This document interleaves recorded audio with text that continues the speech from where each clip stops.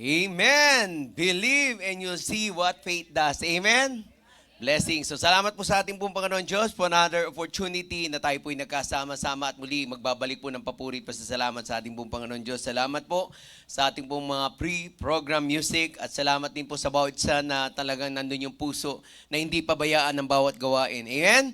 So sapagkat ang ating pong gawain sa umaga, ang Diyos natin doon it is the same God that we have sa ating pong afternoon service. So, salamat po sa ating pong puso na patuloy na pahalagaan yung bawat gawain po natin. Again, sa mga bisita po natin, isang magandang hapon din po sa inyo. And later on, we will recognize you. At sa ating pong mga kapatiran na nasa online, good afternoon din po sa inyong lahat, sa ating pong mahal na bishop at maging kay Pastor Norman na hindi po natin kasama. Nandun po siya sa TBBC. Pag-pray natin yung kanila pong, yung ating pong mahal na bishop, ang Pastor Norman po. Tayo pong lahat ay tumayo. As we start, ating pong bigkasin ang ating pong panawagan sa pagsamba sa aklat po ng Roma, Kabanata 12, talata 1. Basahin po natin na sabay-sabay. All together, ready, begin. Kaya nga mga kapatid, ipinamamanig ko sa inyo, alang-alang sa mga kahabagan ng Diyos, na inyong iharap ang inyong mga katawan na isang haing buhay, banal na kaaya-aya sa Diyos, na sa ninyong katampatang pagsamba. At para naman sa payag ng puso sa pagsamba, sabay-sabay din tayong lahat. Sasambahin ko ang Diyos sa Espiritu at katotohanan. Sasambahin ko ang Diyos ng may malinis na puso at kalooban. Sasambahin ko ang Diyos sa pagpupuri at awitan. Sasambahin ko ang Diyos ng may malinis na pagpapala. Sasambahin ko ang Diyos sa pagbibigay siya'y aking pararangalan. Sasambahin ko ang Diyos at salita niya'y pakikinggan. Ating pangawitin, Search Me, O God.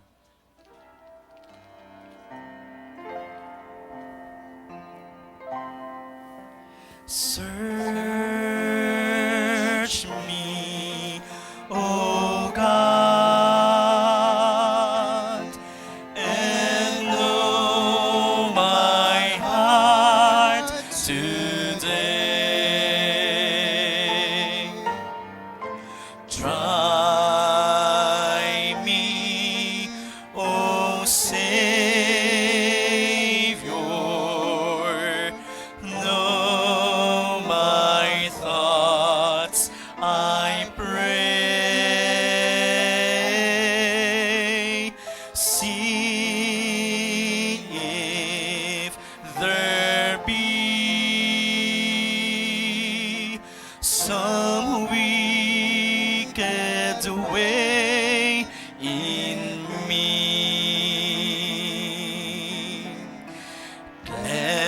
Cleanse me from every sin and set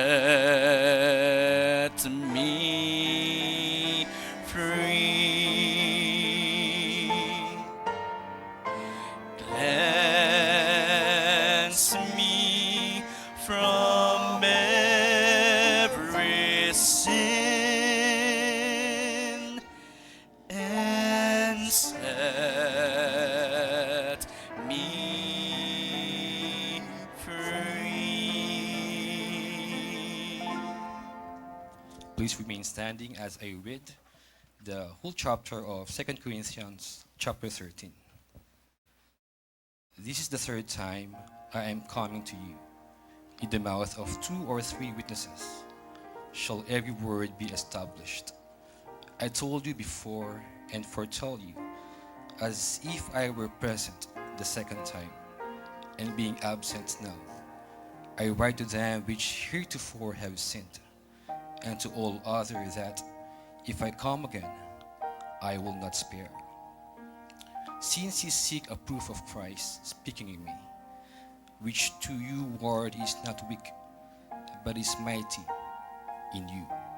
For though he was crucified through weakness, yet he liveth by the power of God.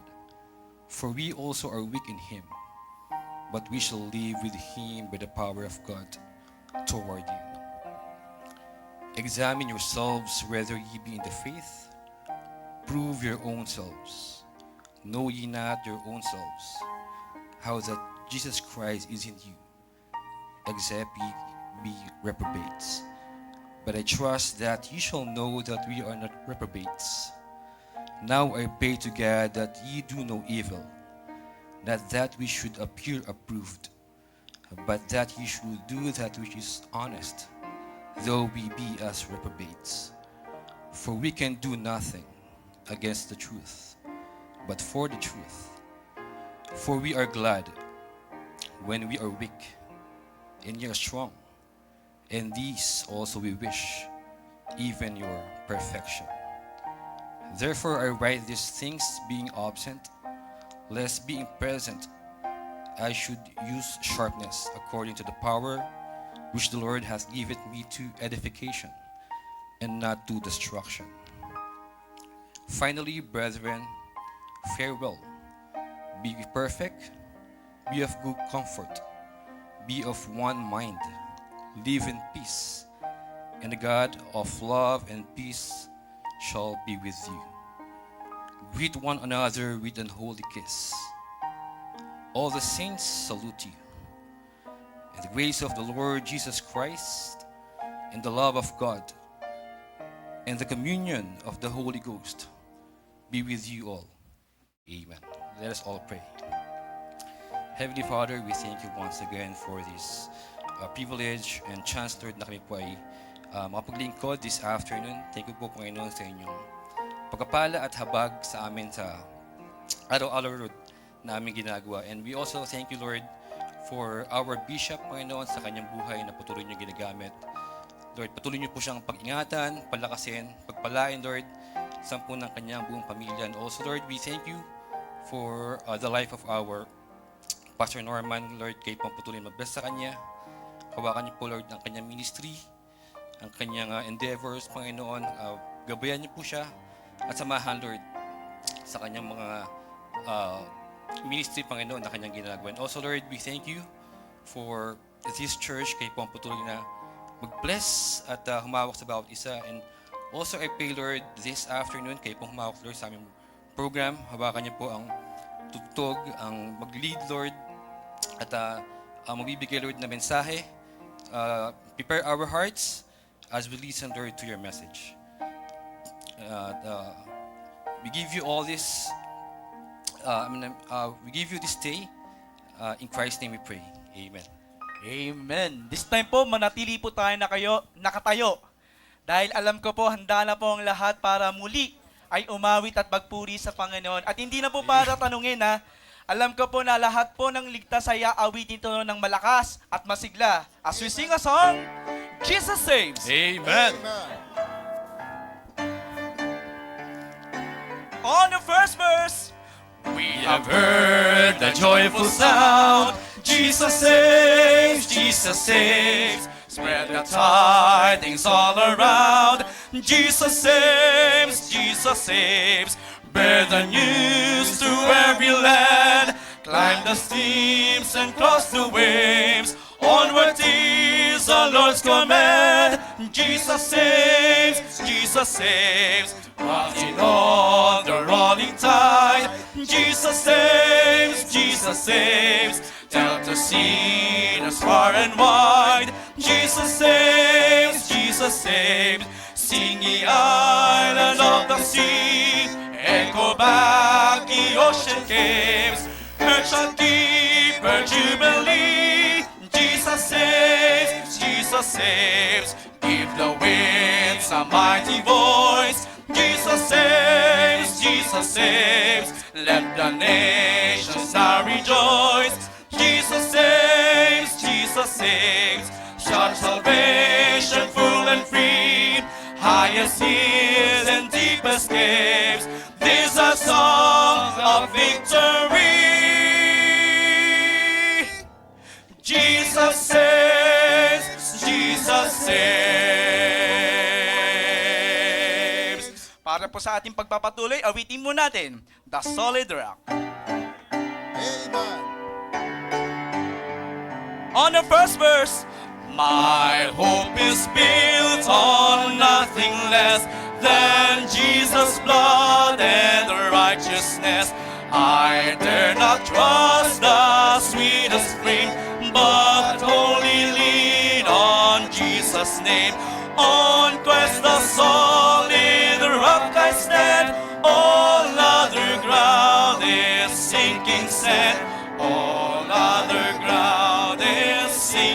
sad. His oath is covenant, His blood support me, the whelming flood. The smaller but my soul gives way. His and is all my hope and stay. On Christ the solid rock I stand. All other ground is sinking sand. All other ground is sinking sand. When He shall cease to hide His face, I rest on His unchanging grace. In every high and stormy gale, my anchor holds within the veil.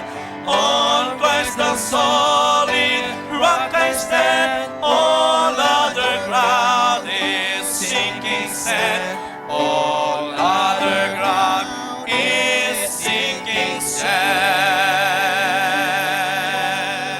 Amen po. Maaari na po umupo ang bawat isa. Amen. Amen. Salamat po, Brother Abel. And this time, itingnan ko kung meron po tayong mga bisita. Wala rin po ako ditong visitor slip card. So, meron po ba tayong first time? Okay, mukhang wala po. Mukhang mga bagong mukha, pero mga datihan na rin. So, salamat sa Panginoon Diyos. Tayo pong lahat ay tumayo. Tayo pong lahat ay mawit na. Waitin po natin, ligaya ng buhay. Amen. Ligaya ng buhay kung kilala mo si Kristo.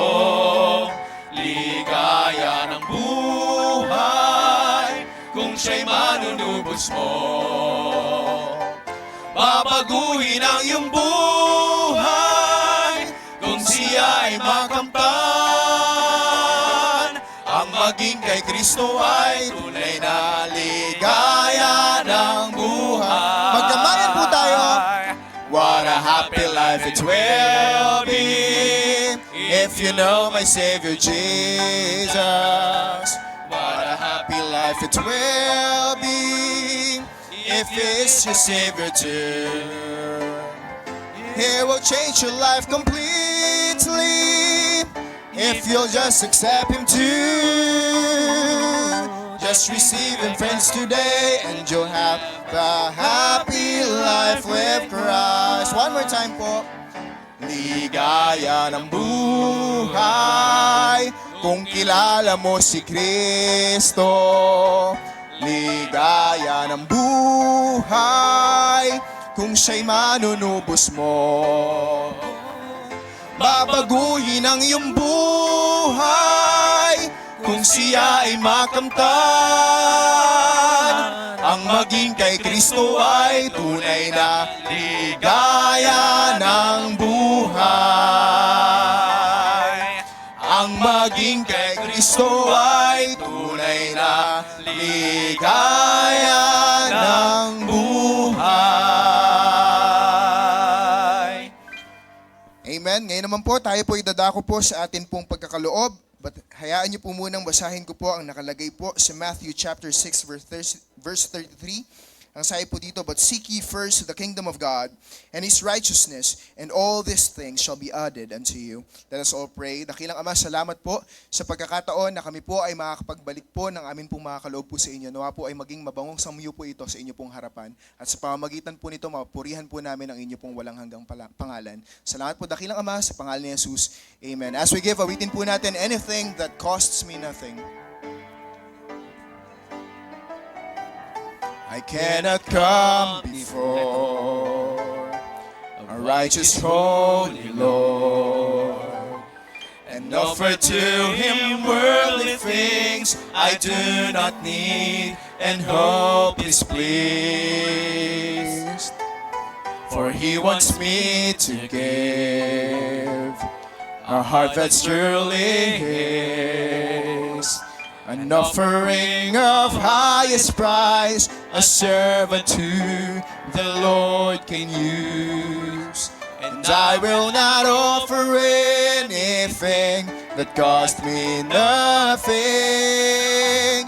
I'll place before Him nothing less than my very best. And if I'm going to sacrifice praise, it will be worthy of my Christ. I will not offer anything that cost me nothing. Anything that cost me nothing.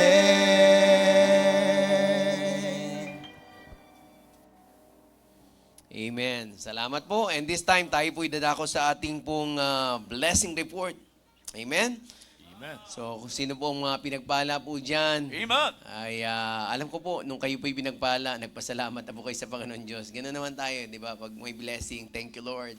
Pero mas mainam po na ibinabahagi natin siya. And who knows, meron pong nakaupo dyan na same scenario sa iyo at nung na-share mo yan, na-encourage mo rin sila. Amen?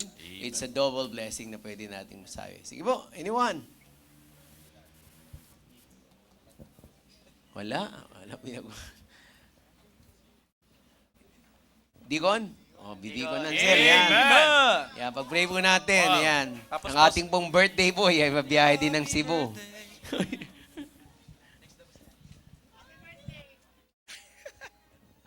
Happy birthday po. Sa Martes po yun.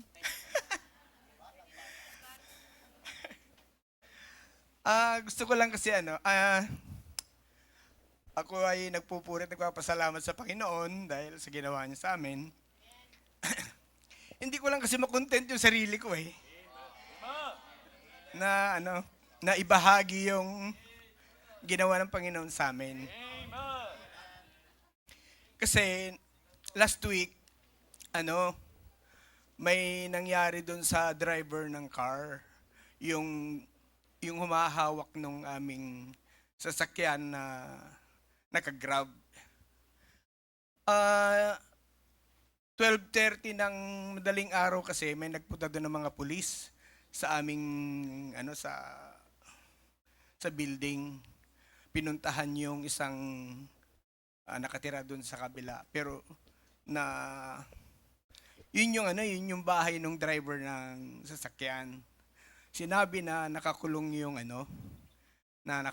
driver sa Station 4. And then hindi namin alam yun, tumawag sa amin yung presidente ng building. Hindi siya makatulog kasi alam niya na sa amin nagdadrive yung lalaki. So, simula nung tumawag yun, hindi na kami nakatulog. Hindi na rin nakatulog si Mrs. Ang nun kasi, ang iniisip namin, kasi baka na-involve yung car sa illegal na gawain. Kaya, hindi kami makatulog. Kaya kinabukasan, pinuntahan namin yung driver dun sa Station 4 kasi dun daw siya nakakulong Pero hindi pinakausap muna sa amin yung driver dahil nga under investigation pa siya. Kung aware po kayo dun sa nabalita sa TV na yung cake na scam, kung nabalita na sa TV yun yung mga cake modus nila. Parang ginamit pa nila LGU ng Caloocan para makapag-penetrate dun sa bahay at makuha yung mga gamit o kaya. Ang nakuha dun kasi isang sasakyan tsaka 2 motor. Sabi namin, paano natin makukuha? Nag-pray kami ni Mrs. na ganito. Kinabukasan, bago kami pumunta ng munisipyo, ng Station 4. Pero kasama ko si Mrs., naiwan na lang siya sa bahay. Nung pagdating namin doon, ng Thursday morning, pinapunta kami ng Camp Karingal sa CIDG para magpasama sana doon sa CIDG para mapuntahan yung driver. Kasi ang ginawa nitong driver kasi sinanla niya yung sasakyan namin. Nakasanla. Yun ang pinagpapasalamat ko sa Panginoon kasi isinanla niya. Hindi niya ginamit doon sa krimen. Kaya yun yung Tapos, nung pinuntahan namin yung nagbigay siya ng address, pinuntahan namin kasama si IDG. Hindi makita yung address na binigay. Kaya bumalik kami doon sa Station 4. Ang blessing doon, nandun yung misis niya. Kaya sinama namin yung misis niya pagkuha ng car. Kaya nakuha namin yung sasakyan dahil doon sa misis niya. Kasi alam mo na misis niya yung ginawa. Dahil pareho silang nagsanla nung sasakyan Yun ang blessing doon sa amin. Hindi kami pinahirapan Hindi kami nahirapan na na-recover yung sasakyan. Ayun, nung na-recover na, nakaginawa na rin si Mrs. Kasi, yun yung di bali na yung boundary.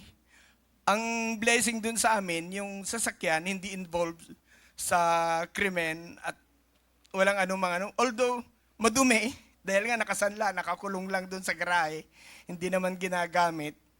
Ay okay lang yan kahit marumi, malilinis naman yan. Ang importante, ma-recover namin yung sasakyan. Yun yung blessing dun na ginawa ng Panginoon. Parang siya parang madali lang sa amin na na-recover yung sasakyan. Kasi, may kasamang panalangin siyempre. Yun yung blessing dun. Hindi ko lang kasi kayang kimkimin lang yung ginawa ng Panginoon sa amin Wala talagang nung pa sana last Sunday ko pa sana gustong i-testimony kaya lang syempre may mga bigay tayo na kaya yun lang purihin ng Panginoon dahil sa ginawa niya sa amin, sa pag-iingat syempre, at saka sa recovery ng sasakyan. Yun lang po, ang dalayan ko lang sana, na hindi na mauulit yung ganon. Yung sasakyan namin, nandoon na lang, nakagarahe. Nakagarahe na lang yung sasakyan, naghihintay ng driver. Ang problema, yung driver namin kumukuha pa ng lisensya. Si Arvin nagre-renew. Ayun lang po, yun lang. Purihan ng Panginoon sa ginawa.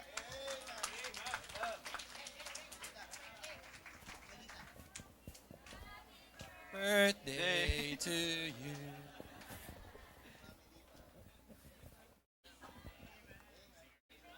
Amen. Ay magandang hapon po mga kapatid. Ako rin po maraming blessings na hindi ko makontain kaya lang marami po nakaschedule. Since po noon nung mag-Holy Week, tinanong po ako ng mister ko, saan tayo sa Holy Week? Tapos sabi niya, puntahan natin Sister Maan. Sabi ko, sige, pag-pray natin kasi medyo malayo. Tapos sabi ko nga po kay Sister Maan, minessage ko, puntahan ka namin. Siguro po akala na joke lang kasi po, napakalayo pala talaga. Hindi ko akalain ganun kalayo.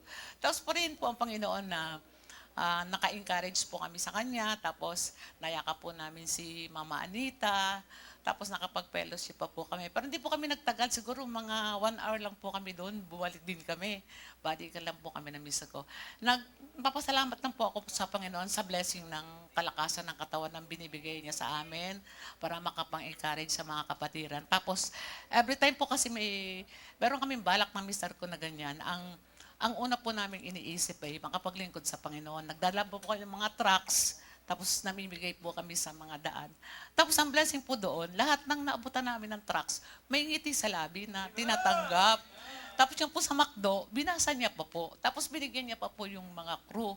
Kaya sobrang pasalamat ko po sa Panginoon na every time po kami na bibigyan ng Lord ng blessing na makapag-travel. Kasi yun po yung hilig lang namin pares dalawa na joyride lang po, ganoon.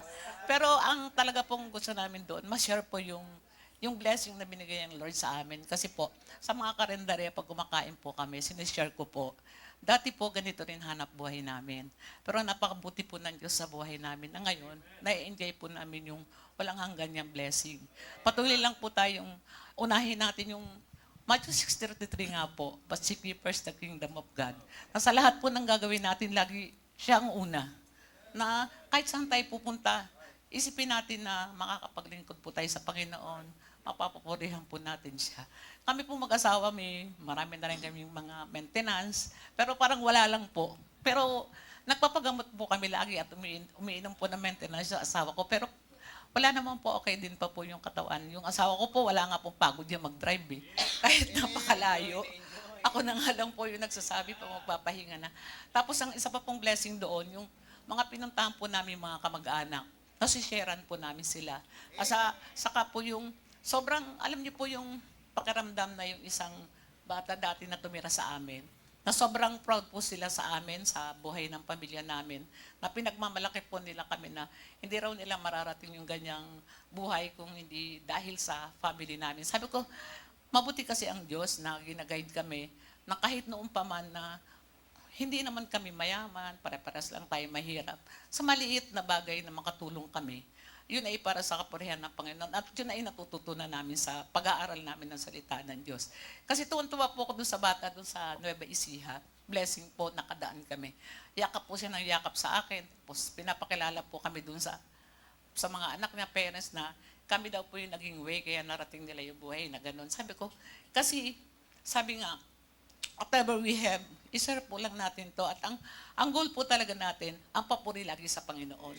Yan po lagi yung una sa buhay ko. Sa lahat ng ginagawa ko, naghahanap po ako ng ministry na pwede kong magawa. Kasi nga po malayo yung bahay namin, hindi naman ko lagi pwede pumunta dito. Kaya nagpe-pray po ako sa Lord na ilid po ako ng Holy Spirit kung ano pang ministry yung pwede kong magawa. At salamat naman po sa Panginoon, nagagabayan po ako. At nung nag-aaral po kasi ako sa Bible School, na may Holy Spirit pala na nag-grieve pagka hindi tama yung way ng buhay natin na lihis po tayo sa turo ng salita ng Diyos. Nag-grieve pala yung Holy Spirit. Kaya po pa nagpe-pray ako, sabi ko lagi sa Lord, na send me your Holy Spirit to always lead me sa tamang way. Yun lang po at papuri po sa Panginoon. Amen. Ayan, salamat po, Mamalita. Ayan. Mag-share na rin po ako, maigli lang. Ayan. Hindi na kailangan ng tissue. Yan. Ay, nagpapasalamat din ako sa Panginoon Diyos na tapos na yung another block ng BMOV. So, hindi ko po akalain na ako po pagtuturuin yan. So, katatapos lang po, 11 weeks po yan. So, yung last week, nagpa-exam. So, actually, dun sa exam na binigay ko nga sa kanila, 1 to 50, yung pang 40, 110 points. So, sabi ko, ano natutunan nyo sa ating naging klase at saka ano yung pwede nyo masabi sa akin bilang inyong guro, ganon. So nabawasan ko naman yung mga comment nila kasi yung pang huling tanong na yun, parang bonus na lang yung 10 points. So essay siya kung ano yung, so nabasa ko yung mga yung mga sinasabi nila sa pagtuturo ko, yung pagtsatsaga. Kasi honestly, sa kanila, kasi 3 hours po sila 7 to 8, 8 to 9, 9 to 10. So talagang sila, pagod-pagod na rin yan, inaantok na.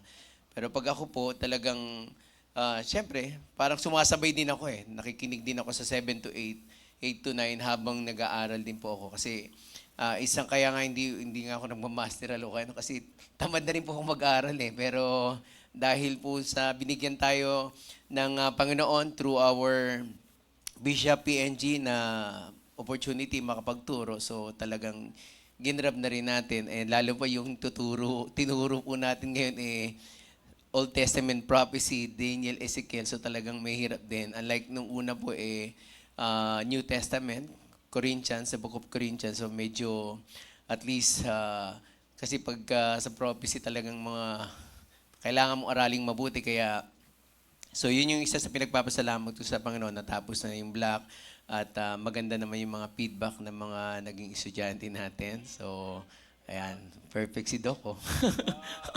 Ayan, so salamat din po sa last Sunday, I was invited na pagsalita po sa isa sa ating po mga mission sa Living Water Baptist Mission Tondo. Salamat po sa ating pong mahal na pastor doon, Pastor Daniel.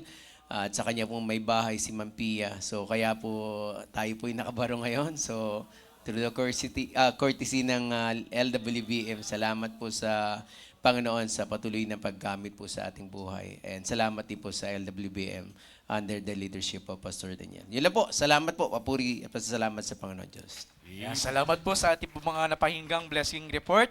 Purihin po ang Panginoon. Muli tayo naman po magpupuri sa Panginoon. Inaanyayahan ko po ang lahat na tumayo para po awitin po ang panghuling awitin. Let's sing the song, Follow On. Down in the valley with my Savior I would go, where the flowers are blooming and the sweet waters flow. Everywhere He leads me I will follow, follow on, walking in His footsteps till the crown be won. Follow, follow, I would follow Jesus. Anywhere, everywhere, I would follow on. Follow, follow, I would follow Jesus. Everywhere He leads me, I would follow on.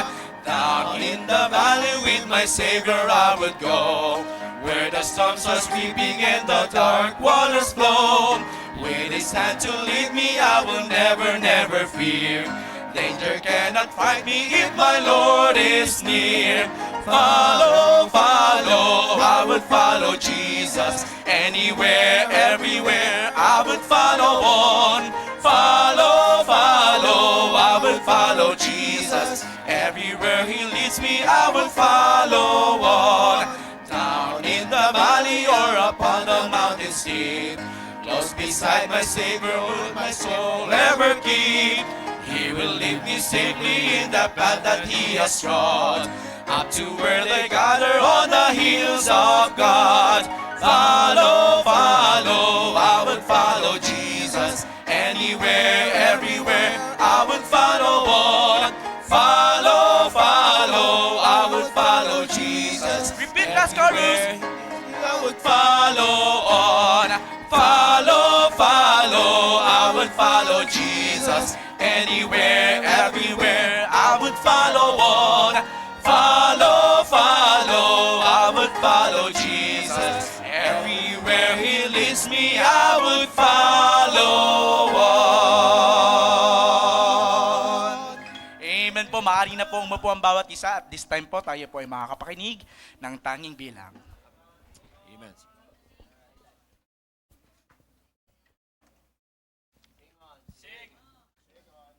Good afternoon po.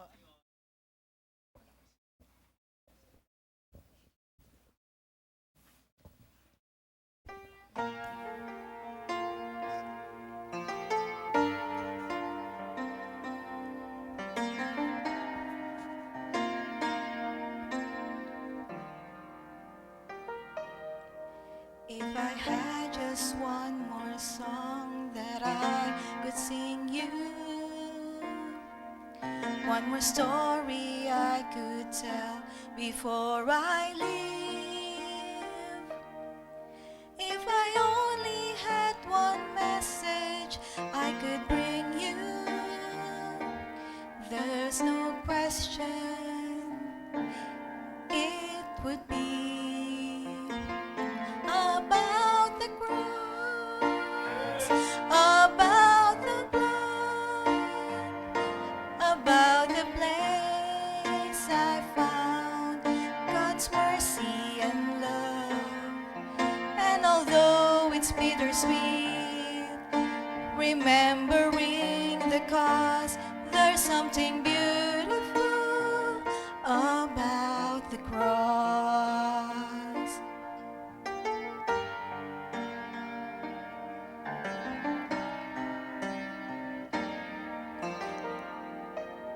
I could sing about the state of grace I live in, and the peace and joy I have when times are tough.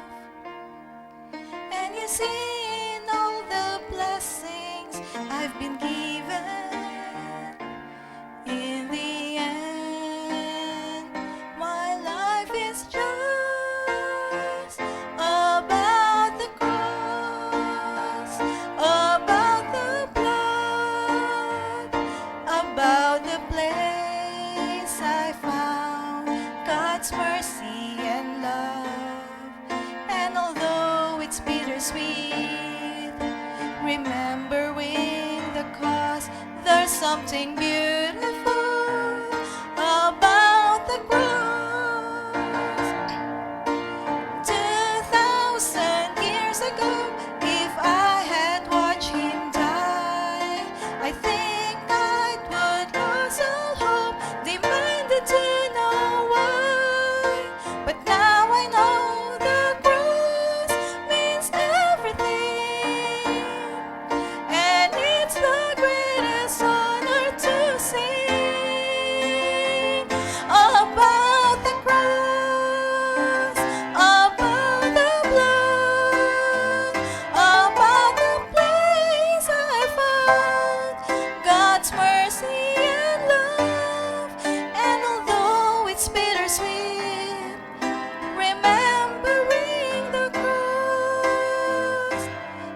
something beautiful, something incredible.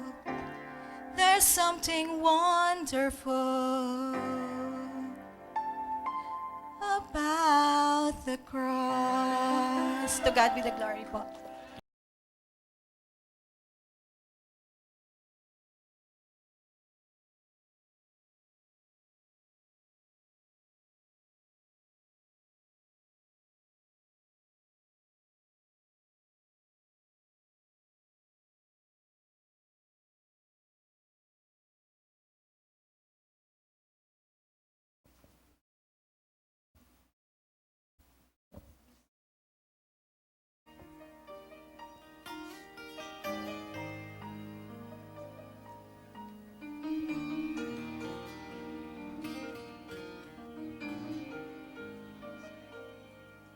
There is one thing I desire, one thing I seek, to hide in you, abide in you. I'm yours for you to keep. You prepare a table for me. You're my portion and my cup. You are the source of strength. Lord, you have filled me up. You were my Shepherd in the wilderness, whom shall I fear? You are the God who goes before me, my rock and my shield. In troubled times you will provide, and I shall not want. You are my God.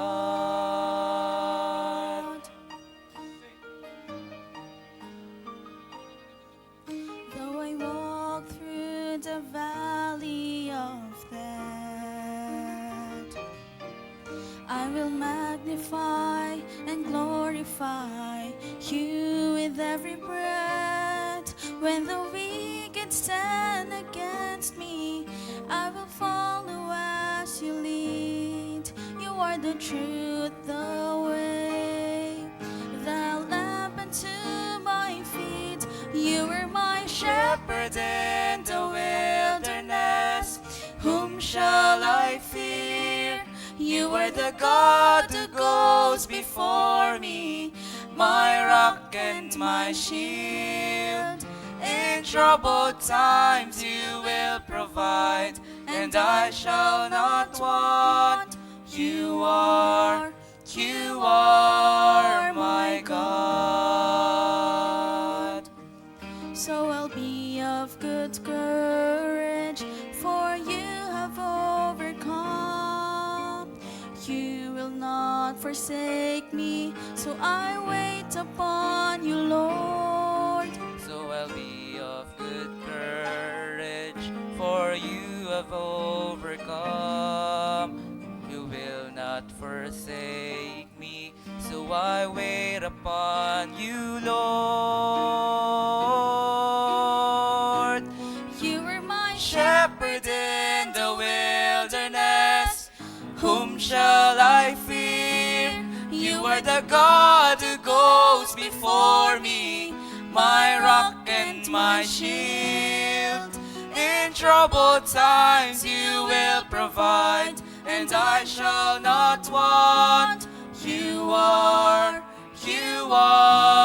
my God. You are my God.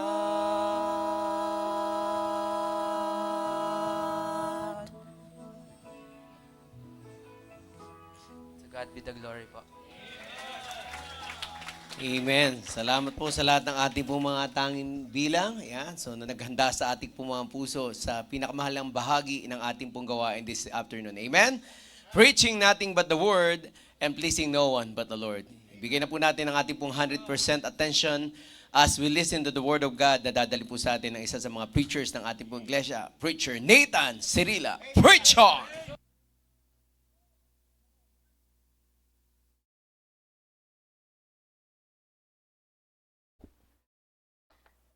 Ayan, magandang hapon po sa bawat isa.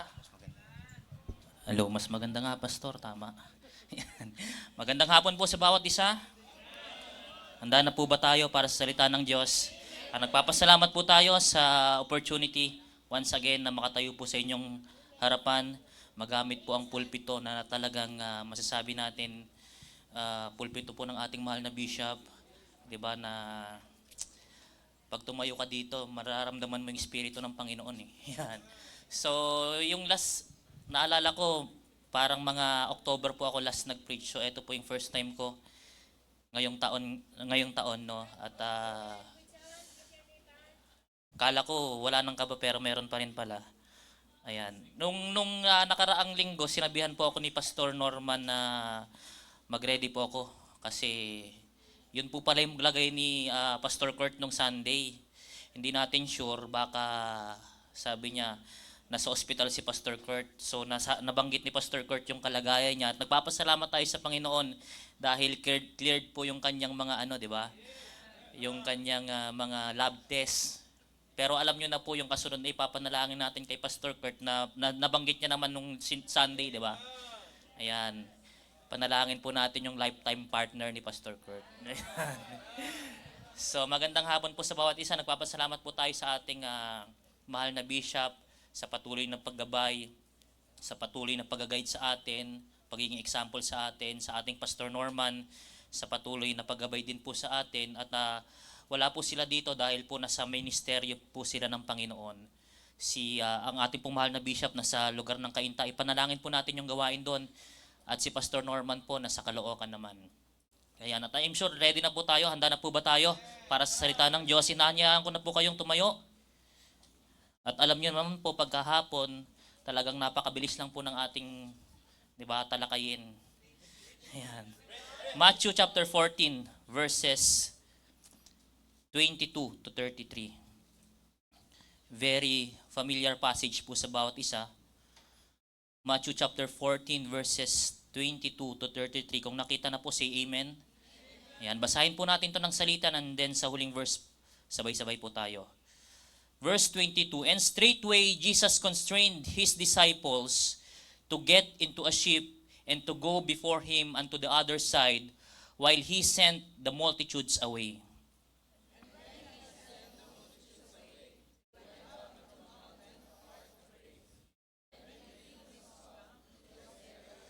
But the ship was now in the midst of the sea, tossed with waves, for the wind was contrary.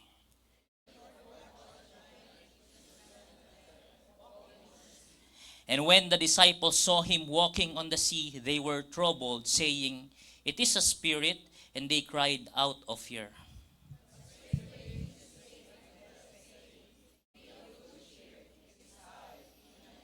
And Peter answered him and said, "Lord, if it be thou, bid me come unto thee on the water."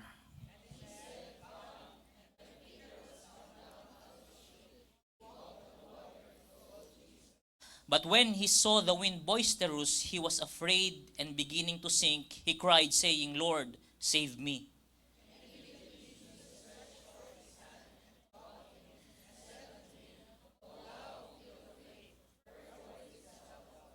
And when they were come into the ship, the wind ceased. Then they that were in the ship came and worshipped him, saying, "Of a truth, thou art the Son of God." Tayo po'y manalangin. Ama namin Diyos, dakila sa lahat, salamat po sa inyong kabutihan. Salamat po sa inyong biyaya. Salamat po sa pagkakataon muli na kami po ay matututo ng inyong salita. Itago niyo po ako sa inyong likuran, Panginoon, ang kadakilaan niyo, Panginoon, ang maitaas, ang maitanyag, Panginoon, ang pangalan niyo, Panginoon, ang mayangat. Nawa, Panginoon, ihanda niyo po ang puso't isipan ng bawat isa, Panginoon. Anumang magiging hadlang para hindi po kami makapakinig ng inyong salita, alisin niyo po, Panginoon. Ito po ang aming dalangin sa pangalan ni Jesus. Amen. Ayan, ito po, maraming beses na po natin natalakay, napakinggan yung passage na to about si Peter naglakad sa dagat. Ilang beses na po natin to napakinggan at alam po natin yung passage na ito kasama po sa mga mirakulo ng Panginoon. Ang setting po dito, ang context po dito, miracle after miracle, ayun po yung ministeryo ng Panginoon. Teaching after teaching, preaching after preaching, then miracle after miracles, and then ito po yung nangyari. At alam po natin, meron po itong, 'di ba? Pinapatungkulan sa ating buhay Kristiyano. By the way, para po hindi naman dahil nakikita ko mga antok yung mga tao ngayong hapon na 'to. Sige, magtatanong po muna tayo. Ayan. Recitation po muna tayo. 'Di ba? Dati po natalakay ko dati yung tungkol po sa miracle naman nung damsel na binuhay about persistent faith. Tapos dati natalakay ko din yung doon sa pinagaling na kitungin, doubtless faith. Sa tingin nyo, etong pag-aaralan natin about faith pa rin to. Anong specific na faith? 'Di ba? Kung may dudugtong tayo na faith, ano kaya yon dito sa pag-aaralan natin? Sige. Preacher Jonel.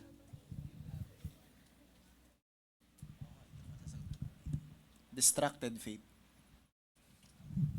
Pwede, distracted faith. O sige, baka mayroong gustong mag-volunteer para hindi nagugulat naman yung mga bigla kong tinatawag dyan. Brother Harvey pala, oh.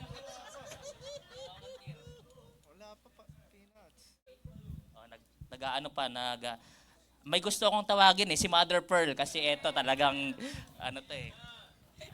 Lack of faith. Lack of faith. Ayan. Meron pa pong gusto? Ayan. Ayan si PRT. Puntahan natin si PRT. Dedicated faith. Yon, dedicated faith. Yan, tama po yung lahat ng sagot natin, pero gusto ko lang po mag-focus tayo sa isang uri ng faith na makikita po natin dito sa talatang ito, which is yung obedient faith. Obedient faith. Alam niyo po yung klase ng pananampalataya na may kaakibat na pagsunod. Sa usaping pananampalataya, mga kapatid, mga minamahal, pag sinabi po natin pananampalataya, na-obtain po natin yung kaligtasan natin dahil po sa pananampalataya na yan. Amen? Pero alam niyo po bilang Kristiyano, hindi po natatapos doon lahat. Bakit? After that kind of faith, yung believing faith, dapat meron tayong trusting faith and then obedient faith. Diba? Anong sabi sa Proverbs chapter 3 verse 5 and 6? Trust in the Lord with all thine heart and lean not unto thine own understanding. In all thy ways acknowledge Him and He shall direct thy paths. Hindi po pala sapat bilang Kristiyano na naniniwala tayong sa deity ng Panginoon, sa kapangyarihan ng Panginoon. Bakit? Even the devil, alam po yan eh. Diba? Dapat po nagtitiwala rin tayo at dapat po sa pagtitiwala natin may akibat na pagsunod. Obedient faith. Kung babalikan po natin yung heroes of faith sa Hebrews chapter 11, ano pong sabi doon? And Abraham, because of that faith, he obeyed. Si Noah, ganun din po. Si Isaac, ganun din po. Si Jacob, ganun din po. Si Moses, ganun din po. Because of that faith, ayun po yung nag-push sa kanila para sundin yung Panginoon. At gusto ko po mag-focus tayo dyan ngayong hapong to sa obedient faith na yan. At pag sinabi po natin obedient faith, talagang makikita po natin itong talatang binasa natin na one of the best example kung bakit yung pananampalataya natin dapat mayroon pong kaakibat na pagsunod. Handa na po tayo? Hindi na po natin para pakatagalin. Diba? Sa mga problema po natin sa buhay, hindi po dapat yung tatlong yan, yung paniniwala natin, pagtitiwala natin at yung obedience natin, hindi po dapat, diba, magkakahiwalay. Pagdating po sa problema natin, yes, sabihin natin, kahit sino naman, kahit unbeliever, alam po nila kung gaano po makapangyarihan ang Panginoon. Pero nagtitiwala po ba tayo na talagang doon po sa pinagdaraanan natin, ma-overcome natin yan? Pwede din, yes, Lord, pag may problema ako, magdadasal ako, talagang iluluhod ko, iiyak ko sa Panginoon, pero magmumukmuka na lang sa bahay. Hindi ko kayang magsimba, talagang problemado ako eh. Dapat alam po natin yung nakalagay sa salita ng Diyos. Hindi po tama na talagang pinagkatiwala natin sa Panginoon pero yung mga kalooban niya hindi po natin sinusunod. Unang bagay po na makikita natin, pag-aralan po muna natin yung konteksto. Alam ko pong pamilyar na pamilyar tayo pero alam po ninyo, bago po dumating yung tagpo na ito po yung tagpo kung saan nagpakain yung Panginoon ng 5,000 men because of that 5 loaves and 2 fishes. 5,000 men, wala pa po yung mga babae, yung mga anak nila. At natutunghayan po yan ng mga disipulo niya, mga kapatid. Pero dumating dito sa point, after miracle, after nga po na itong pangyayaring ito, miracle na naman eh. Ilang beses natutunghayan ng mga disipulo, pero nung panahon na sila na kailangan ng pananampalataya sa Panginoon, hindi po nakitaan sa kanila yon. Na minsan sa buhay na natin bilang Kristiyano, dumarating din po yun. Hangang-hanga tayo sa miracles ng Panginoon, kung paano niya tayo pagpalain, pero pag tayo na po mismo nandun sa kalagayan na yon, hindi na po natin mapagkatiwalaan ng Panginoon. Ano po yung nangyari dyan? Verse 22, and straightway Jesus constrained his disciples to get into the ship and to go before him unto the other side, while he sent the multitudes away. Dahil nga nagkakagulo yung mga tao, yung mga multitudes, after mapakain sila ng Panginoon, sabi ng Panginoon, sige, sumampa na kayo sa ship. Ako, ang ginawa ng Panginoon dyan, sabi sa verse 23, and when he had sent the multitudes away, he went up into a mountain apart to pray, and the evening was come, he was there alone. After niya masettle yung mga disciples sa barko, siya umakyat sa mountain para magkaroon ng prayer time, personal prayer sa Panginoon.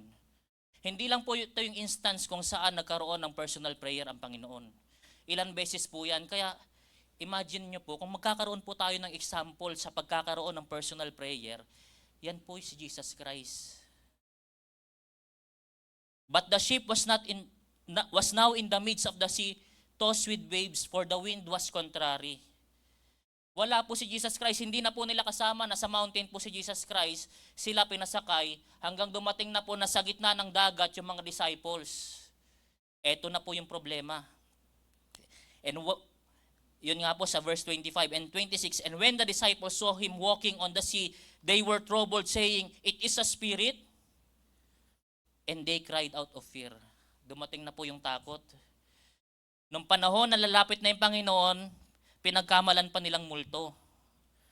But straightway Jesus spake unto him, saying, be of good cheer, it is I.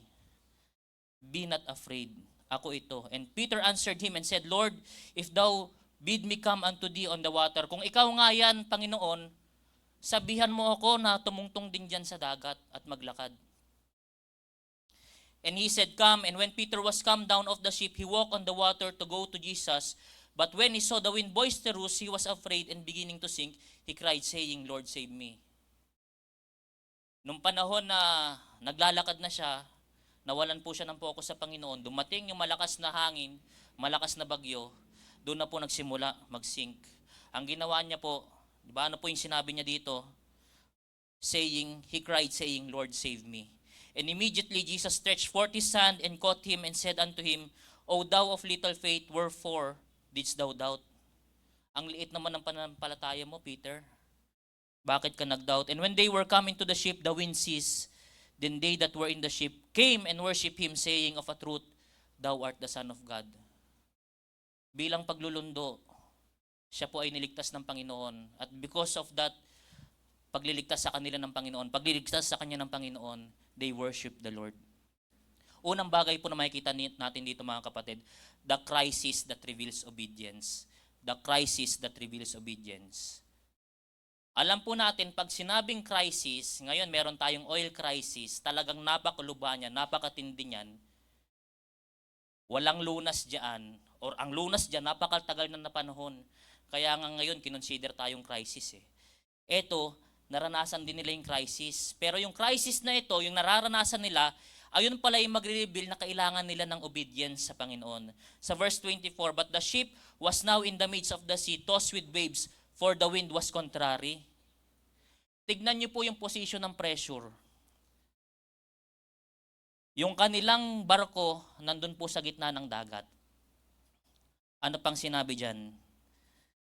Tossed with waves, inaalon po tinutulak po ng malakas ng alon, contrary to the wind. Yung wind kontra naman. Imagine niyo po sa mga seaman dito, yung mga naglalayag, may pupuntahan ka, di ba? Tinutulak ka ng alon, tapos kinokontra ka naman ng hangin, balik ka rin sa gitna. Ang tinding crisis nun, paano ka makakawala doon? At yung lugar na yon, walang tutulong sa kanila. Paano ka tutulungan? Paano ka pupunta? Napakahirap. Minsan, tayo bilang Kristiyano, pinapadaan tayo sa ganyang punto ng buhay natin na talagang walang-wala na. Nandun tayo sa gitna ng paghihirap, amen? Pero alam nyo po, ito ay hindi punishment ng Panginoon para sa kanila, preparation niya ng Panginoon. Kasi minsan pinaparanas tayo ng Panginoon sa mga ganyang challenges sa buhay natin para ma-realize natin na ang kailangan natin Panginoon. Minsan marirealize natin na kailangan natin siya pag siya na lang yung talagang resort ng buhay natin eh. Yan po yung katotohanan mga kapatid. Diba, naranasan ko nung ako, yung previous trabaho ko po, nag-i-inspect ng barko, nagsisurvey ng barko. Yung mga kwento po ng mga seaman sa dagat, talagang matindi po. Ako nga nung sumasampa lang po ako pag dumidikit na yung barko doon sa sa berthing space nila doon sa pier. Pero naranasan ko yung alon na hindi naman kagaya doon sa gitna ng dagat, pero talagang umaayaw ako at nasusuka ako, hindi ko kaya. Lalong-lalo na pong matinding pinagdaraanan nila nito. Imagine, ito pong mga disciple, mostly sa kanila, mga veterans fisherman na. Pero nagkaroon pa rin ng takot sa kanila. Pero alam niyo po, pag mas matindi yung crisis, mas matindi yung faith na kailangan. Mas nare-refine yung faith. Tingnan niyo po sa 1 Peter chapter 1 verse 7. 1 Peter chapter 1 verse 7. That the trial of your faith, being much more precious than of gold that perisheth, though it be tried with fire, might be found unto praise and honor and glory at the appearing of Jesus Christ. Yung ginto, mas nagiging ginto yan pag mas mainit na apoy. Yung diamond, di ba, kung bakit naging ganun yon, mas matinding pinagdaanan nun. Ganun din yung pananampalataya natin. Pag mas matindi yung dinanas nating pagsubok sa buhay bilang Kristiyano, mas matindi po yung faith na lumalabas po sa atin. Mas lalo pong nare-refine yung faith natin. Mas lalo pong tumitibay yung pananampalataya natin sa Panginoon. Ganyan po kumikilos yung uri ng pagsubok sa buhay natin. Tingnan niyo po sa verse 25. And the fourth watch of the night, Jesus went unto him walking on the sea. And when the disciples saw him walking on the sea, they were troubled, saying, it is a spirit. Takot na nga sila dahil ang lakas ng bagyo, natakot pa sila kasi may multo. Ganun po katindi yung problema nila, yung crisis na dinaranas nila dito. Kaya alam nyo po, pag meron po tayong matinding crisis, ito po ay something para ma-reveal po na kailangan po natin ng obedience sa Panginoon. The crisis that reveals obedience. Ikalawa, napakabilis lang po, no? The command that requires obedience. The command that requires obedience. Ano ba yung command ng Panginoon dyan? Pagdating sa utos, pag yung mag-uutos sa'yo, yung commandant mo, yung commander mo, pag reliable, pag may authority, napakadaling sumunod. Anong sabi ng Panginoon dyan? But straightway Jesus spake unto them, saying, be of good cheer, it is I. Ako ito. Ayun po yung commandant nila, ayun po yung commander nila eh. Kaya kahit ano man sabihin ng Panginoon sa kanila, napakadaling sundin dahil Panginoon na mismo yung nagsabi. Sabi po niya, be of good cheer, be not afraid. Ang kagandahan po, pag Panginoon ang nag-utos, nare-remove po nito yung takot natin. Meron pong removal of fear. Ano po yung naging response ni Peter? And he said, come. And when Peter was come down of the ship, he walked on the water to go to Jesus. Napakarami pong pangako ng Panginoon sa Bible na kung saan talagang nabibigyan po tayo ng assurance. Sa mga nahihirapan, come unto me, all ye that labor and are heavy laden, and I will keep you rest. Sa mga financially unstable, anong sabi ng Panginoon sa Philippians? Diba? But my God shall supply all your needs according to His riches. Pag nagkuman po ang Panginoon, lagi po natin tatandaan mga kapatid, mga minamahal, pag nagkuman po ang Panginoon sa Biblia, lagi po itong may kaakibat na pangako. Kaya bakit po natin, ano po yung reason para hindi po tayo sumunod? The command that requires obedience. Kaya nga po, di ba, tingnan niyo po sa Isaiah chapter 41, verse number 10. Fear thou not, for I am with thee. Be not dismayed, for I am thy God. I will strengthen thee, yea, I will help thee, yea, I will uphold thee with the right hand of my righteousness. Even sa book of Joshua, nung ito-turn over na kay Joshua yung leadership sa Israel, anong sabi niya? Be of good cheer. Do not be afraid. Pag Diyos na po yung nagsalita sa buhay natin ng ganyan, mga kapatid, mga minamahal, hindi na po dapat i-push pa yung gusto natin mangyari sa buhay natin. It requires obedience. Sabi sa Psalms chapter 23 verse 4, Yea, though I walk through the valley of the shadow of death, I will fear no evil, for thou art with me. Thy rod and thy staff, they comfort me. Amen. Dito po nagpapakita na yung command po ng Panginoon, it requires obedience. Sinabi ng Panginoon kay Peter, step out of that ship, pumunta ka dito. Sa buhay Kristiyano po natin, marami po tayong hindi mag-give up sa buhay natin kasi gusto natin, nag-stay lang po tayo sa comfort zone natin. Hindi na po natin nakukonsider yung calling zone ng Panginoon dahil ang gusto po natin, mag-stay lang po tayo dun sa comfort zone natin. Dumarating po sa buhay natin na, Lord, okay na po ako dito. Binibigyan po tayo ng ministry, tinatawag po tayo. Diba? Minsan, yung ating pastor, sige, dito, para dito ka sa ministeryo ito. Hindi, okay na po ako dito, makikinig na lang po ako dito, taga-upo na lang po ako, taga-pagpainit na lang po ako ng upuan dito. Diba? May mga ganong pagkakataon sa buhay natin dahil komportable na tayo at feeling natin okay na tayo doon, ayaw na natin mahirapan, kahit alam natin utos yun ng Panginoon, hindi natin sinusunod. Pero alam niyo po si Peter, yung command ng Panginoon, sinunod niya. He came out of that comfort zone para yung calling zone ng Panginoon, masunod niya. Sana maging example po sa atin tong tagpo ng buhay natin na pag nabibigyan po tayo ng opportunity na maglingkod, na magministeryo sa Panginoon, dapat wala na pong doubt kasi para sa Panginoon naman po yan, mga kapatid, mga minamahal. Diba? Pagdating nga sa secular na buhay natin, kahit di natin alam dahil opportunity para sa atin yon, sige, gawin ko na yan. Sige, lalago ako dyan. Sige, may promotion ako dyan. Sige, tataas yung grades ko dyan. Pero pagdating sa gawain ng Panginoon, ang dami po natin dahilan, mga kapatid, mga minamahal. When we talk about the command of the Lord, it requires obedience.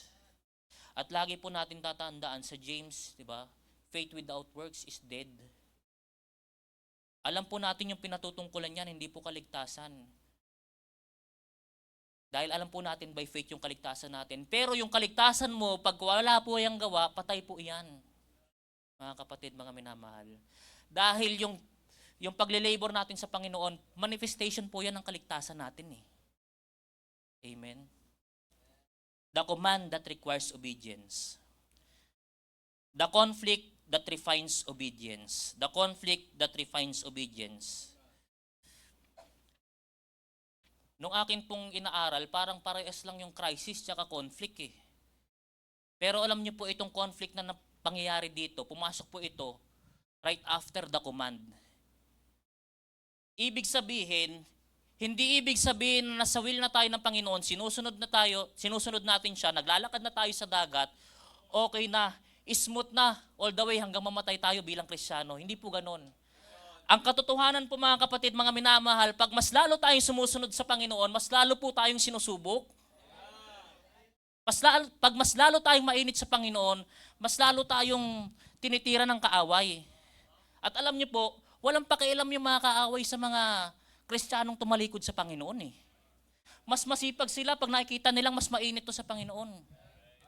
Ayun po yung katotohanan. Naalala ko nung di ba nararanasan natin minsan nagre-retreat, nagka-camp, talagang napaka-blessed. Yung spirito natin parang lagpas na sa bubong eh. Ganon po yung pakiramdam. Pag uwi mo parang yung talagang wala kang gagawin kung di magdasal at mag-fasting at magbasa ng Bible eh. Ganon po yung pakiramdam. Pero sino nakaranas po dito, after camp, after retreat, pag-uwi mo, doon ka mas lalong sinusubok. Naalala ko nung nag-retreat po dati, pag uwi ko, ako po yung ugali ng tao na pag may paboritong gamit, pag may paboritong damit, hindi ko masyadong ginagamit yan eh. Shout out po sa mga ganyang klase, no? Nakatabi lang po yan, kaya nga po si Sister Lovely, si Mama na nagagalit na sa akin, yung mga maaayos at matitinong damit, nasa ilalim lang. parang once a year ko lang ginagamit, yung mga gustong gamitin, yung mga butas-butas na. Ayun. Hindi ko po masyadong ginagamit yung mga damit na yun eh. One time, after ng retreat, umuwi ako ng bahay, meron palang dumaan na kamag-anak namin.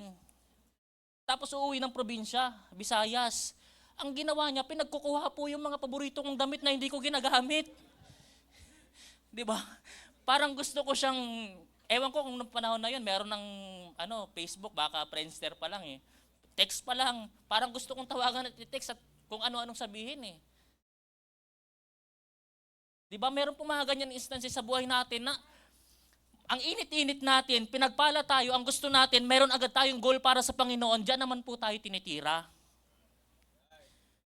Pag may revival tayo dito, ilang beses na talagang pinagpala tayo sa ating napakinggan.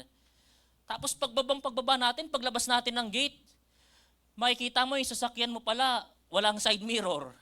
Meron palang tumusok, di ba? Parang galing sa ibabaw yung espiritu mo, biglang lalagapak. Tapos minsan, pagbaba mo, nawawala yung sasakyan mo. Yun pala, wala ka naman palang sasakyan eh. Ayun yung nakaka-stress ng mga kapatid, mga minamahal. Dahil sobrang blessed ka sa pinangaral, kala mo pinagpala ka na ng sasakyan. Pagbaba mo, hinahanap mo yung sasakyan mo, wala pala. Di ba? Pinapanalangin mo pa pala, kala mo sinagot na ng Panginoon. Di ba? Ano po yung nangyari dito mga kapatid? Ano po yung nangyari dito? Verse 28. Verse 30. Sabi po dyan, but when he saw the wind boisterous, he was afraid. But when he saw the wind boisterous, he was afraid. Biruin mo, yung Panginoong Diyos, sabi niya maglakad ka, pumunta ka sa akin, while walking, siguro malapit na siya, napansin niya pa yung storms. Yung winds boisterous, napakalakas. Minsan mga kapatid, mga minamahal, kaharap na po natin yung Diyos, katabi na po natin yung Diyos, nagpapasagupa pa po tayo sa mga kinakaharap natin pagsubok eh. Ayun po yung katotohanan.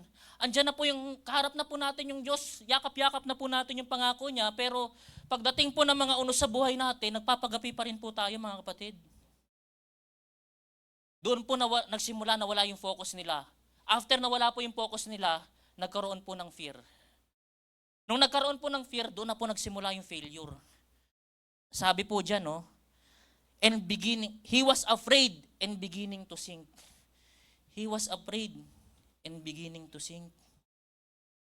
Diba?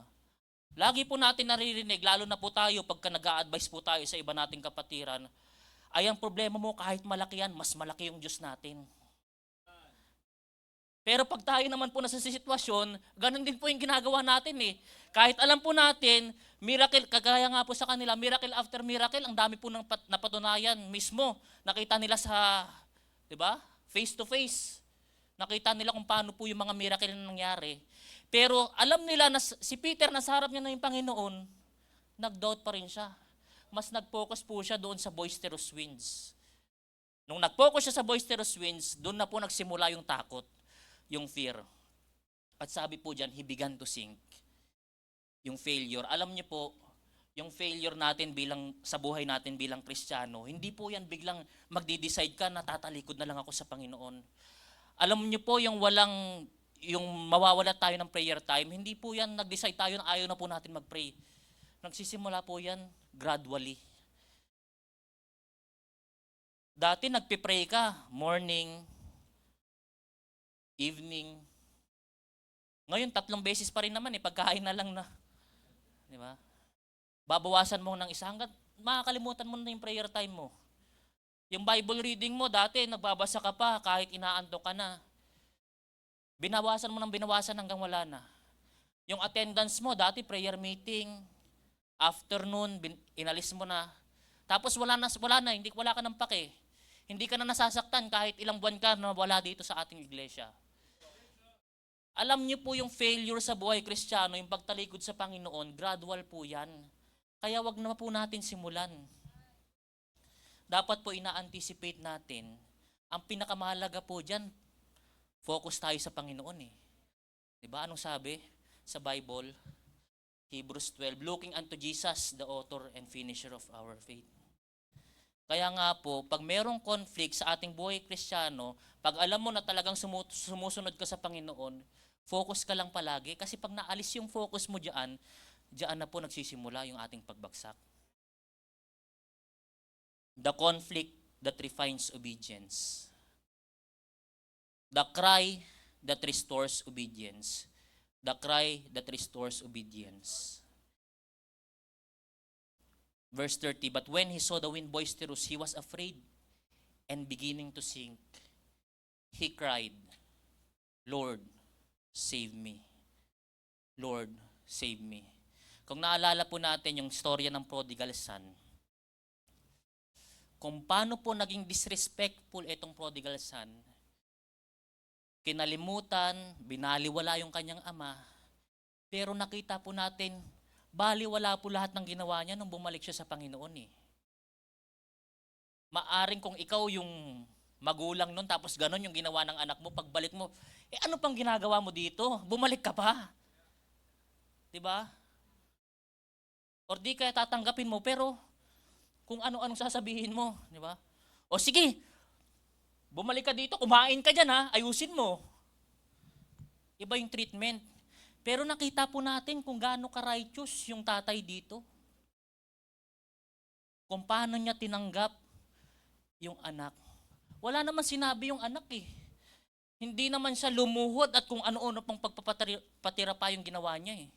Nung nakita siya malayo pa lang ng kanyang ama, paglapit, talagang niyakap niya. Ganon din po dito sa ating pinag-aaralan ngayon. Sabi po ni Peter, simple prayer mga kapatid, mga minamahal. He cried saying, Lord, save me. Lord, save me. Because of that simple prayer mga kapatid, nagkaroon ng swift response ang Panginoon. Sabi diyan, and immediately, Jesus stretched forth his hand and caught him and said unto him, diba? Simple prayer lang pala ang kailangan. Pag meron po tayong conflict sa ating buhay Kristiyano, tutugon agad yung Panginoon, swift response agad yung Panginoon. Diba? Minsan, nandun na po tayo sa pinaka-down moments ng buhay natin, tsaka lang natin maaalala yung Panginoon. Wala pong problema yun. Dahil kahit anuman pong unos ng buhay natin, kahit nasa pinakamatinding sitwasyon tayo ng buhay natin, yung Diyos tutugon pa rin. Diba? Simple prayer, swift response. Naalala ko, may mga pagkakataon sa buhay namin bilang mag-asawa, tapos nung nandiyan na si Seb. At alam ko, lahat naman kahit Kristiyano dumarating sa buhay na yan, talagang mayroong mga matitinding problema na hindi mo na kayang solusyonan, hindi mo na alam kung sinong lalapitan, Diyos na lang ang resort mo. May mga pagkakataon talagang iniiyakan namin sa Panginoon. Diba? Dumarating yung point, alam ko, yung iilan sa atin, ganun, umiiyak ka sa panalangin. Pero ang kagandahan po sa ating Panginoon, diba, tumutugon siya kahit huli na natin siyang naaalala.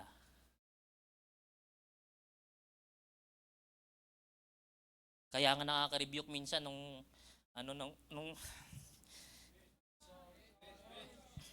yan. Si Brother Abel kasi sabi niya, wag kang iiyak preacher ha. Kaya pinipigilan ko po. Ayan.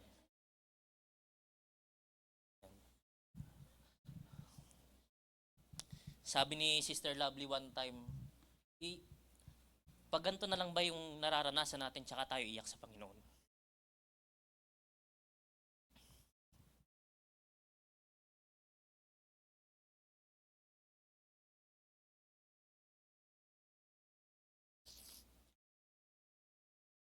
Opo, posible yun. Pero sana hindi po laging ganun mga kapatid, mga minamahal. Na laging last option natin yung Panginoon na lapitan. Diba? Alam natin na kahit last option siya, sumasagot siya. Pero sana hindi po laging ganun mga kapatid, mga minamahal. Ano po yung makikita natin dito? After that sweet response, meron namang soft rebuke. Hindi po tayo spoilin ng Panginoon. O thou of little faith, wherefore didst thou doubt? Diba? Ikaw, ang baba ng pananampalataya mo. Bakit ka nag-doubt? Sabi niya kay Peter. Ayun po yung kagandaan sa Panginoon na meron tayo eh. Hindi po tayo magre-rebelde kasi alam niya po kung ano yung timing kung kailan tayo i-rebuke. Yung ating mahal na bishop, ganyan din po. Karamihan sa atin, ayan po yung testimony sa ating mahal na bishop. Kaya ang sarap po lumapit, di ba, sa ating Pastor Norman, sa ating mahal na bishop. Tuwing kailangan natin ng advice, magtatanong ka, yung ating mahal na bishop, hihimasin ka muna niyan eh. Sasabihin niya kung ano yung mga, di ba? Oo, tama naman yung nararamdaman mo, kapatid. Pag okay ka na. Tsaka kalalatigohin na ang ating bishop. Di ba? Pero hindi ka magre-rebelde kasi ang ganda ng timing. Soft rebuke. Subukan niyo po lumapit sa isang tao na talagang down na down ka na, tapos gusto mo lang ng comfort, tapos ang sasabihin sa'yo, kasi, ikaw kasi. Di ba? Baka anong gawin mo sa kanya? Isama mo ba siya sa problema mo? Di ba? Pero ang sarap po na meron tayong Panginoon na nare-rebuke po tayo ng tama. Kaya nga po kung uobserbahan natin yung social media, marami po diyang Kristiyano na talaga naman na pinapangaral yung nasa salita ng Diyos, pero kung mag-condemn sila ng sinners, ganun na lang. Alam niyo po yung Panginoon bumaba sa lupa para mahalin yung mga nawawalang kaluluwa. Hindi para ipamukha sa kanila na pupunta kayo ng impyerno. Lagi po nating pag-aralan kung paano po yung rebuke ng Panginoon. Diba? Anong sabi po diyan? O thou of little faith, wherefore didst thou doubt? Kung nasamaan po sila sa rebuke ng Panginoon, posible pong hindi na sila mag-worship eh. Pero ano po nangyari? Dahil po na-rebuke sila ng tama, ang resulta po niyan, tamang worship din po para sa Panginoon. Kaya nga po, yung restoration natin sa Panginoon, di ba? Yung restoration po natin sa Panginoon, napakasimple lang po mga kapatid. Simple prayer. Kasi minsan, nag-iisip pa tayo, ang dami ko ng pagkukulang sa Panginoon. Lugmok na ako, ang tagal ko nang hindi nagpapakita sa church, ang tagal ko nang hindi nagmi-ministeryo, ang dami ng, di ba? Ang dami ko nang kinalimutan. Siguro hindi na ako makakabalik. Siguro hindi na ako tatanggapin doon. Pero dito po nakita natin, in just a simple prayer, nagkaroon po ng swift response yung Panginoon. Hinango po siya sa dagat. The cry that restores obedience. And then lastly, the confession that results from obedience. The confession that results from obedience. Verse 32, and when they were come into the ship, the wind ceased. Then they that were in the ship came and worshipped him, saying, of a truth, thou art the Son of God. After po ng restoration, ang naranasan naman po nila mga kapatid, mga minamahal, kapayapaan. Kapayapaan. Pagtungkol po sa kapayapaan mga kapatid, mga minamahal, yung kapayapaan po, hindi po yan absence ng storm. Ang kapayapaan po, presence ng Panginoon. Na pwede pa rin po tayo maging payapa kahit anuman po yung nangyayari sa buhay natin pag nandyan po yung Panginoon. Yan po yung katotohanan mga kapatid, mga minamahal. Ang sarap po maglingkod sa Panginoon na kahit ang dami mong problema, ang dami mong kinakaharap, nandyan ka pa rin. Naglilingkod sa Panginoon. Kahit marami kang problema, kagaya ngayon, alam ko po, karamihan sa inyo maraming problema, pero nakatutok pa rin tayo sa mensahe. Kitang-kita ko po sa mga mata nyo na talagang bukas na bukas at nakikinig sa mensahe ng Panginoon at talagang na-absorb yung mensahe ng Panginoon. Amen? Ayan po yan. Kaya nga po, lagi po natin ugaliin na sa worship po natin, lagi po natin isit yung puso natin. Yung problema po natin sa buhay, hindi po mawawala yan. Pero yung in-offer po natin ng worship sa Panginoon, ayan po yung nagmamatter. Alam ko po, nararanasan natin minsan na dala-dala natin yung bigatin natin dito. nawawala na po tayo ng focus sa pakikinig ng salita ng Diyos. Minsan nakikinig ka lang sa speaker pero lumilipad yung utak mo dahil meron kang problema sa bahay, meron kang problema sa kung saan man. Naalala ko po, nung ako po ay, ang dami kong naalala no? Naalala ko po, ay sabi ni Sister Lovely, wag na. Tama na. Ayan. Naalala ko po yung previous church po namin, meron po doon prayer vigil every Friday. Parang mga late night na 9. Siguro mga 11 or 12 na natatapos. Tapos, one of my sweetest disciple, one of my sweetest fruit, yung aking high school best friend. Nasama ko siya sa Panginoon, na-win ko siya sa Panginoon. Nadala ko siya. Tapos talagang napakainit niya sa gawain na every Sunday, ang layo kasi ng bahay nila doon sa church, kami malapit lang. Ang ginagawa niya, nagbabaon na lang, doon na siya nag-stay sa amin maghapon para doon na siya kakain, maghapon na siya sa church. Meron po kaming prayer vigil every Friday. Sumasama din siya. Halos lahat ng ministry, sinasamahan niya. So, every Friday, hahanap ka ng corner, kung saan man corner ng church at luluhod kayo. Then, after nun, magsasama-sama kayo, devotion, and then closing prayer. Nung magka-college ako, si Brother Dan, nauna po sa akin yung makagraduate ng college Dahil nahuli po ako magsimula ng college. Dumating po sa punto ng buhay namin na talagang sobrang bankrupt. Naka-reserve na po ako sa Mapua noon Kasi ang gusto ko talaga engineering. Kahit anong engineering, basta engineering. Kasi paborito ko yung math Naka-reserve na po ako sa Mapua. Talagang bankrupt. Alam niyo naman po, yung, di ba, mga university dito, napakalaki po ng matrikula. Hindi po kaya. Sabi ko, sige, tigil muna ako. Ang ginawa ko, parang 2 years ako nag-stop noon. Yung first year, muna ako, nag-vocational. Yung second year, kung ano nang ginagawa ko, freelancing na yon. Ang ginagawa ko, nag-teacher aid ako sa preschool. Hindi ko na sasabihin, baka maawa kayo, baka ilista, maano nyo pa sa MMK. Ayan. So basta yon, kung ano-ano po, no. Tapos sabi ko, nung panahon na yun, hindi ka naman pwedeng mag-enroll ng second sem Kasi tatapa ka pa lang ng college Ang ginawa ko po noon, nanalangin ako sa Panginoon. Sabi ko, Lord, 2 years na po akong tigil. Gusto ko na pong ituloy. Kahit wala po, basta maitawid ko po. Nung panahon na yun, nakaipon ako Kasi sa hindi po maniniwala, isa pa po sa ginawa ko noon, no, alam ko po yung presyohan ng pagbebenta sa sa junk shop ng mga tanso-tanso. Mahal po yun dati Ayan, nanananso din po ako noon. Kaya nakaipon.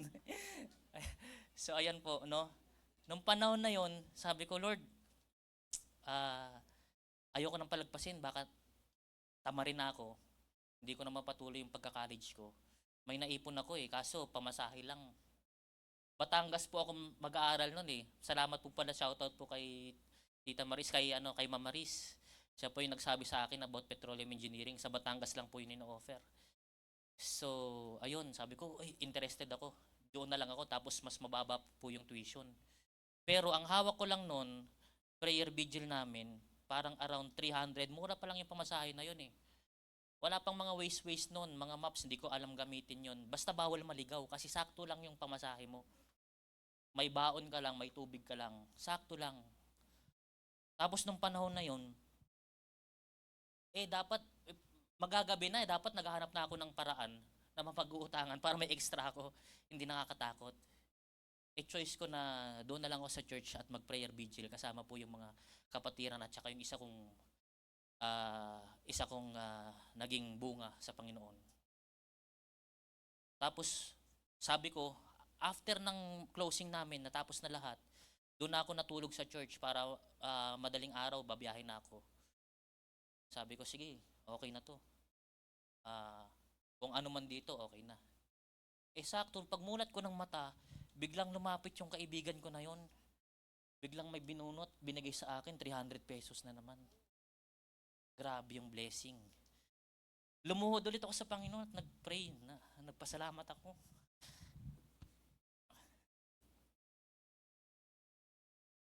Grabe.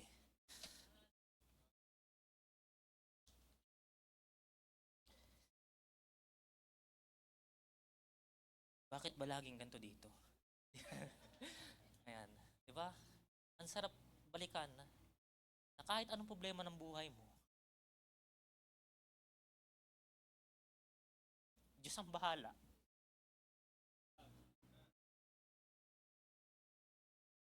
Pag natutunan natin na ialay sa Kanya. 'Di ba? Sabi ng kaibigan ko na 'yon, dahil alam po nung magulang niya, pagka nag-i-stay yung kaibigan ko na yun sa amin, pinapakain po namin, sabi niya, bigay ni mama at papa. Yung mama at papa niya, hindi po believer yon, siya lang po yung believer. Talagang sagrado sa ating kinagisnan na reliyon. Sabi niya, bigay ni mama at papa. Sabi. Nung panahon na yun, sabi ko sa Panginoon, siyempre, nung panahon na yun, yung pagkakataon na yun, yung karanasan na yun, hindi naman natin, di ba, may kukumpara sa nararanasan natin. Dahil yung binibigay sa ating pagsubok ng Panginoon, yun na yung kaya natin. Minsan binibigyan tayo ng pinakamatinding pagsubok kasi yun yung pinakamabigat para sa atin. Nung panahon na yun, yun po yung pinakamabigat para sa akin. Nagpapasalamat ako sa Panginoon dahil may mga ganung pagkakataon sa buhay ko na talagang nagagamit natin testimony para mag-glorify siya.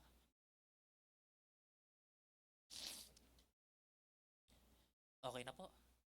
Tapusin na po natin. So, ayun po, no? Yung peace and then yung praise natin sa Panginoon. Yung praise natin sa Panginoon. Pag nakakaranas tayo ng ganyan sa buhay natin, mga kapatid, mga minamahal, huwag po natin aalisin. Napapurihan, pasalamatan yung Panginoon. Diba? Natapos po itong miracle ng Panginoon, after nilang ma-receive yung pagpapala na yan, worship po. Yung worry na wala na. Kaya nga po bilang pagtatapos, hindi ko na po re-reviewin yung ating mga puntos. Bilang pagtatapos, diba? Hindi lang po makikitaan tayo ng obedience pag calm yung situation natin, mga kapatid, mga minamahal. Sana mas lalo tayo matagpuan na nagtatapat sa Panginoon at sumusunod sa Panginoon even in time of our storm. Obedience in the time of our storm. Diba? Nawa hindi po yung pag-iyak at yung istorya ng buhay ko yung naalala nyo. Mas maalala nyo po yung kadakilaan ng Panginoon sa buhay natin. Mas naalala nyo po kung paanong karapat dapat siyang sambahin, papurihan, at bigyan ng mataas na papuri at obedience. Baliwala po yung ginagawa natin pag wala pong kaakibat na obedience, mga kapatid, mga minamahal. Nawa na pagpala po tayo ng salita ng Diyos. Lahat po tayo tumayo, tayo po ay manalangin. Manaming Diyos, dakila sa lahat, Panginoon. Salamat po sa inyong kabutihan, salamat po sa inyong biyaya, salamat po sa salita, Panginoon, sa paalala, Panginoon, na kahit anuman pong pinakamabigat, pinakamalakas na pagsubok, pinakamalakas na storm ng buhay namin, mas malaki po yung Diyos na meron kami. Salamat po sa paalala, Panginoon, na narinig namin mula sa inyong salita. Salamat po kahit minsan na nakakaranas kami ng bagyo sa buhay namin, pagsubok sa buhay namin, still you remind us that we need to strive for obedience, O Lord. Salamat po uli. Ito pong aming samot dalangin habang tayo nakayunok at nakapikit. Tawagin ko po si Pastor Mark J.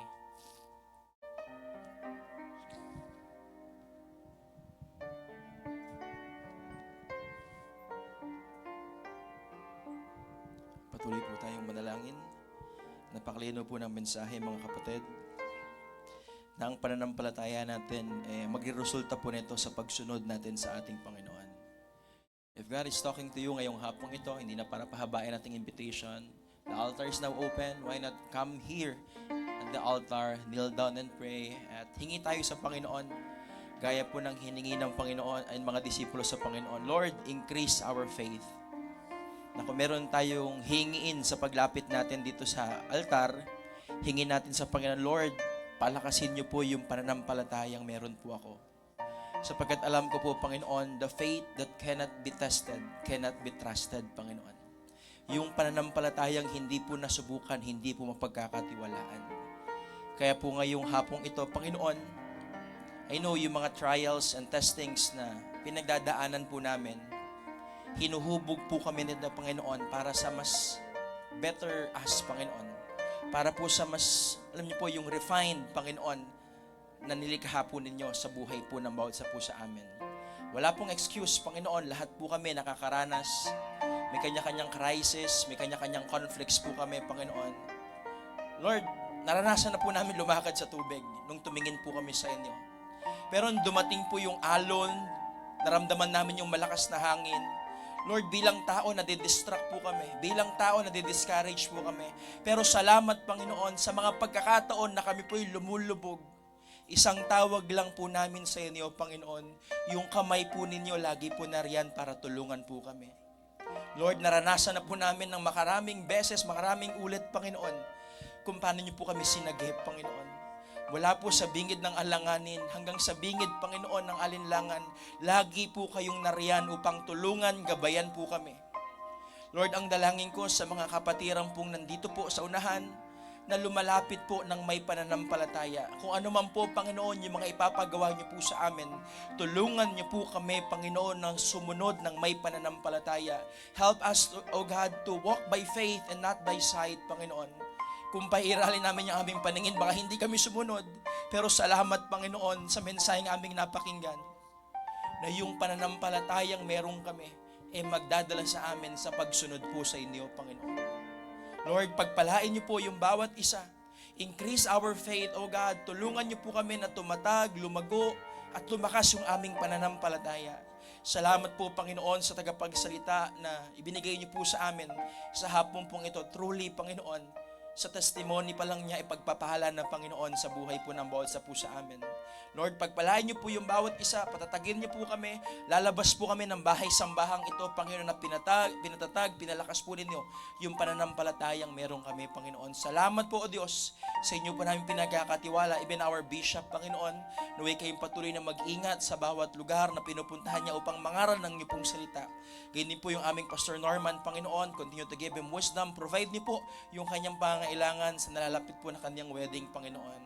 Lord, salamat po sa iyo po namin binabalik ang papuri at pasasalamat sa pangalan po ng aming Panginoong Jesus. Amen at amen.